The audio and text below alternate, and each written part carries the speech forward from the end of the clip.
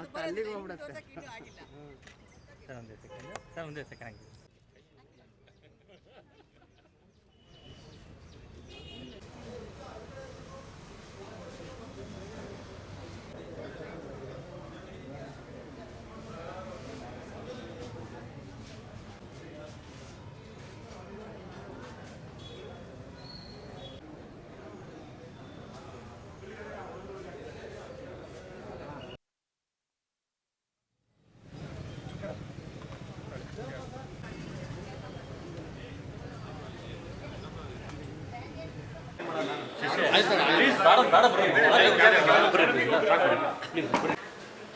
Sir pass ಕೊಟ್ಟಿದ್ದಾರೆ.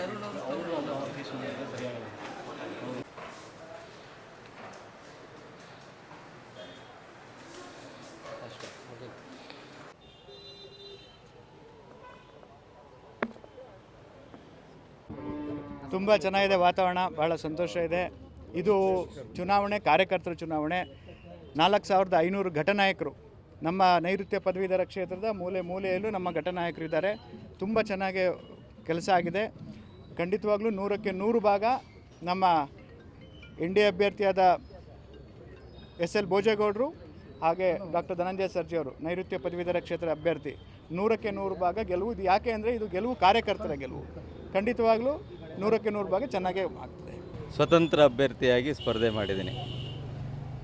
ಪಕ್ಷದ ಕಾರ್ಯಕರ್ತರ ಅಭಿಲಾಷೆ ಮತ್ತು ಪದವೀಧರರ ಅಭಿಲಾಷೆಯಿಂದ ನಾನು ಸ್ಪರ್ಧೆಯನ್ನು ಮಾಡಿದ್ದೇನೆ. ಅಭೂತಪೂರ್ವವಾದಂತಹ ಬೆಂಬಲ ಎಲ್ಲ ಬೂತ್ಗಳಲ್ಲಿ ಕೂಡ ಇದೆ. ಶಿವಮೊಗ್ಗ ನಗರದ ಎಲ್ಲ ಮತದಾನ ಕೇಂದ್ರಗಳನ್ನು ಕೂಡ ಭೇಟಿ ಮಾಡಿ ಬಂದೆ. ಅತ್ಯುತ್ತಮವಾದಂತಹ ಪ್ರತಿಕ್ರಿಯೆ ಇದೆ. ಬಹುಶಃ ರಾಷ್ಟ್ರೀಯ ಪಕ್ಷಗಳ ಎದುರು ಚುನಾವಣೆ ಮಾಡೋದು ಅಂತಂದರೆ ಅದು ಅಷ್ಟು ಸುಲಭದ ಮಾತಲ್ಲ. ಆದರೆ 2 ಬಾರಿಯ ಚುನಾವಣೆಯ ಸ್ಪರ್ಧೆ, ಅದರ ಒಂದು ಸಂಪರ್ಕ, ಮತದಾರರೊಂದಿಗೆ ಇರ್ತಕ್ಕಂತಹ ಒಂದು ಬಾಂಧವ್ಯ ಇವತ್ತು ನನಗೆ ಈ ಚುನಾವಣೆಯಲ್ಲಿ ಸಂಪೂರ್ಣವಾಗಿ ಒಂದು ಧೈರ್ಯವನ್ನು, ಸ್ಥೈರ್ಯವನ್ನು ಮತ್ತು ಇವತ್ತು ಪದವೀಧರರು ನನ್ನನ್ನು ಬೆಂಬಲಿಸುವಂತಹ ನಿಟ್ಟಿನಲ್ಲಿ ಎಲ್ಲ ರೀತಿಯ ಒಳ್ಳೆಯ ಪ್ರತಿಕ್ರಿಯೆ ಸಿಗ್ತಾ ಇದೆ. ಹಾಗಾಗಿ ಗೆಲ್ಲುವಂತಹ ವಿಶ್ವಾಸ ಸಂಪೂರ್ಣ ನನಗಿದೆ.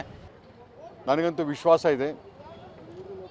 ಕಾಂಗ್ರೆಸ್ಸಿನ ಪ್ರಣಾಳಿಕೆ ಮತ್ತು ಕಾರ್ಯವೈಖರಿ, ನಾನು ಸ್ವತಃ ನೌಕರರ ಮಧ್ಯೆ ಮಾಡಿರ್ತಕ್ಕಂಥ ಕೆಲಸ, ಇವೆಲ್ಲವನ್ನು ಗಮನಿಸಿ ಮತದಾರರು ಹೆಚ್ಚಿನ ಸಂಖ್ಯೆಯಲ್ಲಿ ನಮಗೆ ಆಶೀರ್ವಾದವನ್ನು ಮಾಡ್ತಾರೆ, ಜಯವನ್ನು ತಂದು ಕೊಡ್ತಾರೆ ಅಂತಕ್ಕಂಥ ವಿಶ್ವಾಸ ಇದೆ.